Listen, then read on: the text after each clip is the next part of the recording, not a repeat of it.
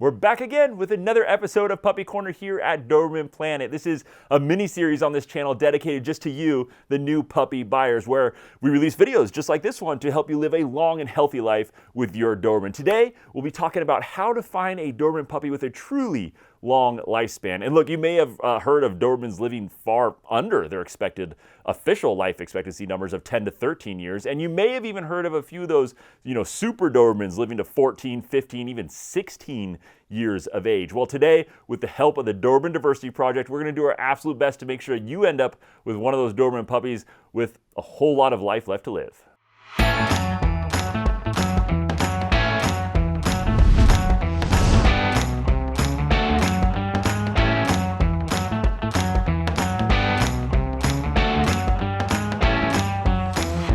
Quick reminder, guys, I'm a dog trainer and not a veterinarian, but I do work closely with the veterinarians over at the Doberman Diversity Project for every episode of Puppy Corner, including this one, to help ensure the accuracy of what I present.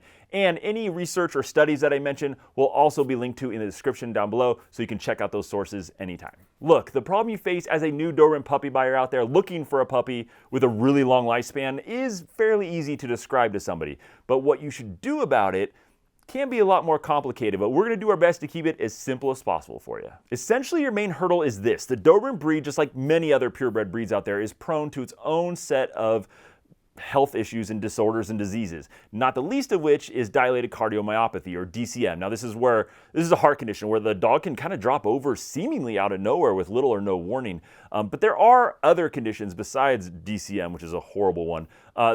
Conditions such as Wobbler syndrome, which is a spinal cord and nervous system issue, von Willebrand's disease, which is a blood clotting disease, bloat, which is where the stomach can fill with gases. It can even twist on itself, cutting off circulation. It can easily be fatal, and quite a few others. So what's happened as a result is Doberman puppy buyers like yourself have understandably demanded healthier puppies from their breeders, which includes proof of genetic testing for a lot of these health disorders. Well, breeders have responded by selecting mating pairs that don't have those genetic markers in their DNA so that they are ensured to have a passing health test when they go to test the dog down the road. Sounds great in theory, right? But unfortunately, what happens is this means that the pool of potential mates is drastically lowered and a genetic bottleneck of sorts kind of happens. And you now have a lot less genetic diversity in the Doberman breed, which leads to higher levels of inbreeding, and higher levels of inbreeding leads to, yep, you guessed it, a shorter lifespan. And as if that wasn't bad enough, removing one specific DNA marker that one health test looks for in the genetic code might actually lead to an increase of the frequency of other health conditions that are usually recessive in nature. They might crop back up more often. So that's the big problem the Doberman breed is facing right now, guys. Shorter lifespans due to more genetic diseases and disorders, or shorter lifespan due to higher levels of inbreeding, less genetic diversity, and potentially rare disorders becoming more common.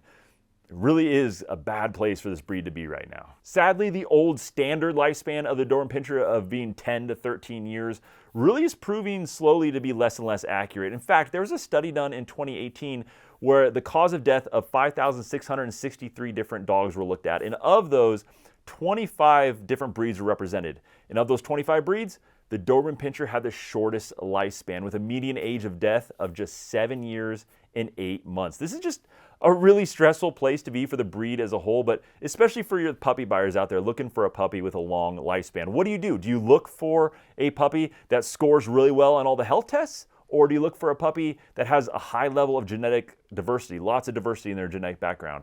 Because I can pretty much guarantee you, you're not going to find both. Not anymore. Well, the answer to this, really, guys, is to find a balance. That's how you're going to find a Doberman with a long lifespan, not by putting all your eggs in just the results of one health test or even a set of health tests. Unfortunately, the genetic diversity of a Doberman, while a super insightful thing to check for and very powerful into the potential longevity of that dog and to kind of get insights into that, it's not something that's asked for very often by Doberman puppy buyers, and it's certainly not tested for very often by breeders. Therefore, most of us usually have no way of knowing how genetically diverse our dog is or isn't until we get them home and finally do that health test, that little cheek swab DNA test ourselves to find out. Now that includes me and my Doberman Arlo. He looked great on paper, but once I got him home and I did the cheek swab and sent it away, I found out that he had a very high coefficient of inbreeding, or COI number. Now, he looked great on paper otherwise, and of course, my breeder did not test for genetic diversity like most breeders out there, so I really had no way of noticing this or knowing this until I tested him myself. And of course, that higher COI number means that there's potentially more inbreeding in my dog Arlo's past, which means less genetic diversity, which means potentially a shorter lifespan. Okay, so let me give you a quick scenario here. Let's say you search the world high and low looking for the perfect dog. You find a breeder who does every health test under the sun on the parents, and it looks like that they're clear of absolutely everything. Essentially, it looks like you found the perfect dogs on paper. Well, you did all this legwork just to avoid the potential of an early death for your dog. Well, in actuality, you might have actually made the situation worse and made a higher likelihood of an early death for your dog, believe it or not. Because the chances are, if your dogs pass every single one of those health tests, that they're also not very genetically diverse, and there's much higher levels of inbreeding in their past. And yes, this is even the case if they're clear of all those genetic markers for all those health tests that they do. Take DCM, for example. Your dog can be completely clear of all of those, and it still doesn't mean that they're not going to get DCM. These DCM tests look for markers that are risk factors for DCM. It doesn't look for the disease itself, and it certainly doesn't check for all of the risk factors. So it's a very small little snippet of window, and we've bred away from that so much that we're now lacking genetic diversity, and you can see early deaths because of that. Sound like a lose-lose situation? Essentially it is, especially if you're just looking for a perfect dog on paper. I would suggest that while you're out there looking for Doberman puppy guys, you be a little more forgiving about their health testing results and instead focus a little more on how long the ancestors of that dog lived and how the breeding pairs were selected by the breeder. Those things likely make a much bigger difference on the longevity of their puppies than just relying on simply the DNA health testing of one genetic marker that it's looking for in the DNA code that really is just looking for risk factors anyway and not the disorder itself. Luckily, there's something called estimated breeding values, or EBVs, and this is something that you might find Doberman puppy buyers demanding to hear about in the future when they're buying a Doberman puppy, not these health tests. And that might be a very good thing because EBVs in and of themselves might actually end up saving the Doberman breed. So what are EBVs? Well, breeding based on EBVs is a science-based and well-tested method of selecting breeding pairs and has been proven to really enhance breeding decisions. Basically, estimated breeding values measures the breeding potential of an animal for a specific trait, like having or not having DCM, for example, or for having a long lifespan, for example. It can look at all these dogs in a database and judge a mating pair's potential for passing on particular traits using statistics and probabilities. It basically does what you and I try to do as humans when we're researching the history of a certain puppy's lineage, only it does it a whole lot more accurately. In fact, these EBVs are such a powerful way to improve a breed's health. It's already been used by at least one guide dog school to help reduce the effects of hip dysplasia in their breeding stock. I'll link to this information in the sources down below this video, but essentially this guide dog school set out to eliminate hip dysplasia of their German Shepherds. They had hundreds of German Shepherds, and they decided to start selecting breeding pairs based on EBVs, not based on how good their hips looked. Sounds counterintuitive, right? You think they would pick the best looking hips and breed them with the best looking hips, but no, they selected the dogs that had the best EBVs chances of breeding to make good hips. Well, what was the result? They went from just 34% of their German Shepherd dogs having excellent ratings on their hips to 93%. From 34% to 93% having excellent hips in just 8 generations of breeding. That's absolutely an insane improvement, guys. And again, it's not based on good hips to good hips and breeding those. It's based on breeding dogs that had higher EBVs. Unfortunately, guys, this science is still relatively new and there's very few publicly available EBVs out there. But the Doberman Diversity Project is working on creating such a thing for dilated cardiomyopathy, or DCM, which is the biggest killer of this breed right now. And really, to solve this issue, they're relying on donations from people like you of their genetic health test results from DNA kits such as that Embark DNA kit that I'm always mentioning on my channel. If you send the health test results from your kit in, that will really help, especially if you accompany it with echocardiogram results or Holter monitor results from your vet. With all that data, hopefully the Doberman Diversity Project can accomplish the goal of creating EBVs for DCM. If that happens, that's just going to be groundbreaking for saving this breed, guys, and increasing, not decreasing, the longevity of this dog. This is just a huge reason, guys, why I'm so passionate of donating your dog's Embark DNA results to the Doberman Diversity Project. Okay, so what is one method you can use right now to potentially get a Doberman puppy with a long lifespan? Well, best thing you can, one of the most powerful things, honestly, that you can do is to look into the ancestral longevity of whatever litter you're considering. Get the pedigrees for the mother and the father that go back as many generations as you can, and find the answer to two questions.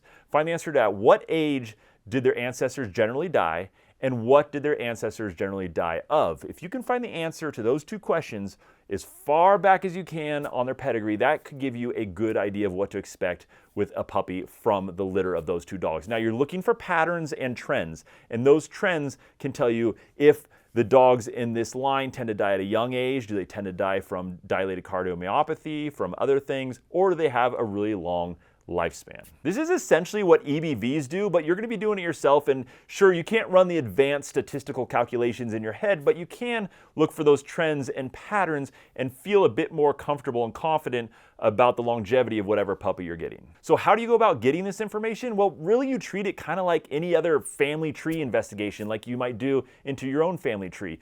I would start with just talking to the breeder first to find out what they know about the parents of this litter, and then of the parents' parents of this litter. Go back as far as you can and see what kind of answers you can get. Now, there's some problems with this, right? Because the breeders may not be super forthcoming with the information, and also they might have some large gaps in their knowledge of the history of this line of Dobermans. But you can use that as a starting point. Then from there, you can go on to some of maybe the online databases that have some of this information out there, such as dobquest.org or doberbase.ru or Dobermans with two N's. .cz. Now, these are databases that hold some of this information, but keep in mind that this information is based on owners inputting it. So it's not always put in, it's certainly not complete information, but those are great places to start filling in the answers to those two questions for as many ancestors as you can on your dog's pedigree. And as you go, guys, definitely use a little logic, especially when you're getting information from the breeder, to kind of determine if what they're saying makes sense. For example, if they tell you every one of the dog's ancestors had a lifespan of over 10 years of age, and we know that the average lifespan is closer to 7.5 years of age, well, then they're either maybe not being super truthful, or maybe there's just big gaps in their knowledge. They don't know some of the other examples in that line. But there's something, to me personally anyway, that would be a little bit of a red flag. Essentially, guys, it all comes down to this. As a puppy buyer, just look for a healthy balance between health test results, how the mating pairs were selected, and the longevity of that dog's ancestors. Avoid the urge of relying solely on health test results, guys. I know it's hard, but just be okay with less than perfect health test results if some of these other factors are looking really good. And this is your best chance to ending up with a puppy with a long lifespan. Trying to pick a puppy that'll have a really long lifespan really is more of an art than it is an exact science, and there's some luck mixed in there as well. Just remember to not rely on the perfect dog on paper in terms of health test results, because that can be very dangerous, especially with the Doberman breed. Guys, if you haven't already, I'd really urge you to get your Doberman DNA health tested. There's just no replacement for it. Despite what you've heard from your breeder about your dog's history, there may be a lot more lurking under the surface that you just don't know about it. Things like the coefficient of inbreeding that shows your dog's genetic diversity, that's a hugely insightful number into your dog's potential longevity, and there's just no replacement for getting that number. So get your dog DNA health tested. I'll put a link in the description down below to my video about how to do that right at home easily. I'll also link to another video that will show you how to donate those test results to the Doberman Diversity Project.